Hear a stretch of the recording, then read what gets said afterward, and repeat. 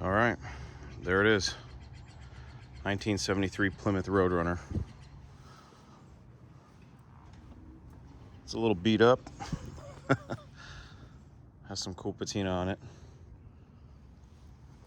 Picked this up from Scott Schmidt in Spokane, Washington for $1,200. There was a couple parts in the deal, but I'm really happy with the purchase. It is a 318 car, 3-speed. Like I said, a little beat up, needs a grill. Obviously it's missing the Roadrunner hood. We got some wiring to do in here, general cleanup, and throw a carb on it, see if we can get this thing to run. Needs a fan, it's missing a fan, but overall pretty complete. It's got some headers on it, that's cool. I do have the headlight bezels. It's got new brakes on it.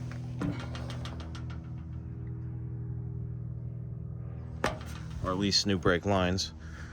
Fender's a little bent. You know, this thing's banged up and bruised and whatnot, but it'll work. Like I said, it's still got some pretty cool patina. The doors, I mean, open and shut good. Inside, door panels are pretty solid. Got a bunch of stuff with the car. I've got some build sheets that don't go to the car. I've got some extra parts in that box. A couple CB radios. This awesome roof rack for the van. I got that from Scott as well. So thank you, Scott, for that. A little birthday present. 3-speed. So it's a 3-pedal car. I'm really excited about that. Need to get the steering column in. Like I said, it's got some wiring issues I need to work with. Dash needs to get put back together. It is a Roadrunner. RM21 car. Back seat is actually really solid. Like I said, car needs to be cleaned up really bad. So I'll be cleaning it up. Trying to get it ready for the No Name Nationals. It's a Joe Dirt Roadrunner. Little bit of rust here and there. Nothing too bad. I don't know if you can see that. A little bit of cancer. Shackles, helper springs, a little bit of cancer there. All the marker lights are gone. I have new ones, but I don't have the actual housing. These things got to go. I hate those. New taillights, new taillight bezels need to come in. Trunk obviously missing a lock. Have to grab a screwdriver to pop that open. This is the worst side of the car. It actually looks worse on camera and in pictures than it really is. It is not that bad. I mean, it's bad, but not that bad. Strobe stripe on the top is gone. It's like faded. It's got an 8 3/4. It is not a sure grip. But like I said, overall a pretty solid car. It'll be a great project. I'm really happy that it's a 3-speed on the floor. Does have front buckets with the buddy armrest seat in the middle. They need to be recovered. That's no big deal. But overall, a great solid start to a good project. Like I said, the doors open and shut really nice. Some cool old Holley valve covers. An Edelbrock LD4B. That'll be going bye-bye. This door's kind of a punk. There we go. So you can kind of see what we're working with here. The old velour on the seats, that's got to go. This door shuts pretty good too. Mirror's a little loose. Figure that out. Nice dent on the fender here.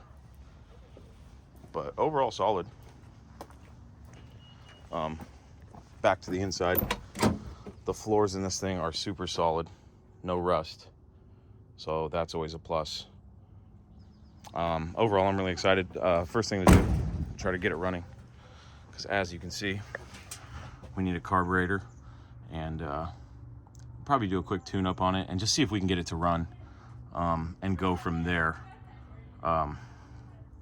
Needs a little bit of wiring work, like I said, but it's a solid car. I'm really happy with the purchase for $1,200. And Scott was cool enough to throw in some extras. I got to look at these. He said he found like remnants of 3 build sheets in the car. 105,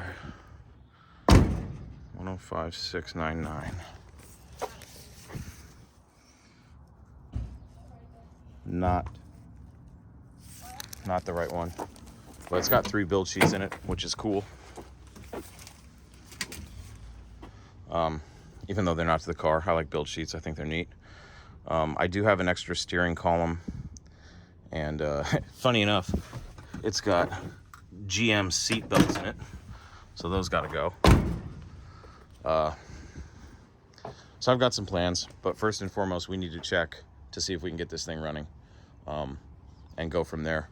The brake line, at least on this side, is not hooked up, so I got to hook that up and kind of just go through it. What I need to do is do a walk around and write down everything that I need to get this thing going, and then go from there. You know, as you can see, we got some stuff to work through here as far as wiring. I'm not too worried about getting this thing to run. If it turns, it'll run, and Scott said it turns.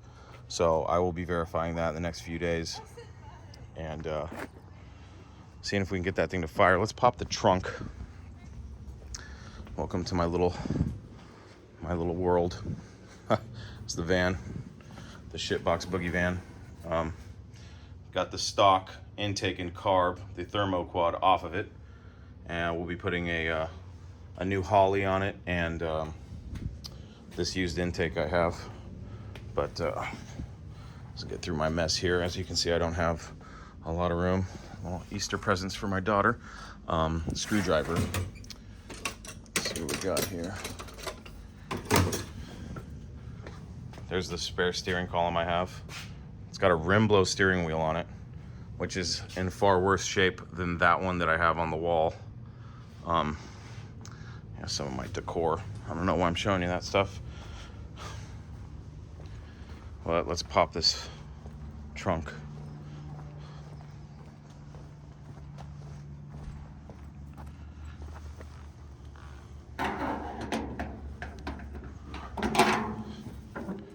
There we go. Looks like we got some interior panels, a spare door. That's cool. I don't know if you can see that. It's in pretty good shape. It's even got the stripe on it. That's cool.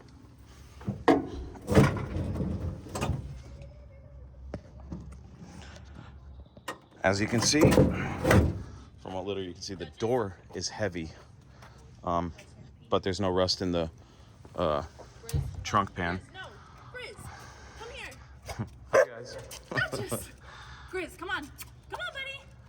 I'm sorry. Oh, that's all right. Come on. Come on. Duchess. Let's go, let's go, let's go. The trunk is really solid from what I've seen. So yeah, it's a solid project. I'm really excited about it. A little dent here, some rust here, but overall, amazing project car for the No Name Nationals. The plan is to run the 318 with nitrous and maybe send it to the moon. We'll see. At least 150 shots. So I'll have to pull the cylinder heads off of it, put some good head gaskets in it, maybe stud it, I don't know.